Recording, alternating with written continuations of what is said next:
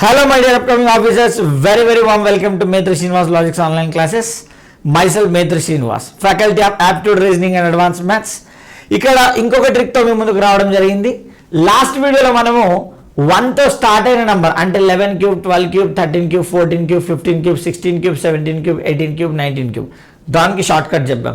ఇప్పుడు 1 తో ఎండ్ అయ్యే నంబర్ కి షార్ట్ కట్ ఏ విధంగా క్యూబ్ చేయొచ్చు అని చూద్దాం. సో సింపుల్ ఏం లేదు, 4 ప్లేసెస్ రాయండి. ఈ విధంగా ఇది వరకు 1 తో స్టార్ట్ అయినప్పుడు లెఫ్ట్ సైడ్ నుండి స్టార్ట్ చేసాం, ఎందుకంటే 1 ఎట్ సైడ్ ఉంటే అటు సైడ్ నుండి స్టార్ట్ చేసాం. ఇప్పుడు 1 ఎండ్లో ఉంది కానీ ఎండ్ నుండి స్టార్ట్ చేయండి. 1 ఇక్కడ 2 ఉంది కదా, 2 స్క్వేర్ 2 క్యూబ్. ఫస్ట్ దాని కింద లాస్ట్ దాని కింద ఇంటూ పెట్టేసి 2కి డబుల్ 4, 4కి డబుల్ 8.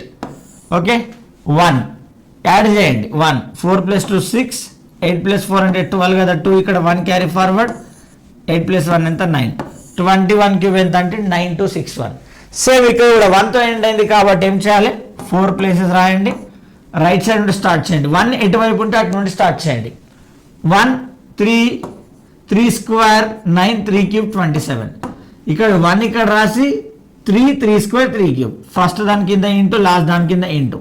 3కి డబుల్ 6, 9కి డబుల్ 18. యాడ్ చేయండి.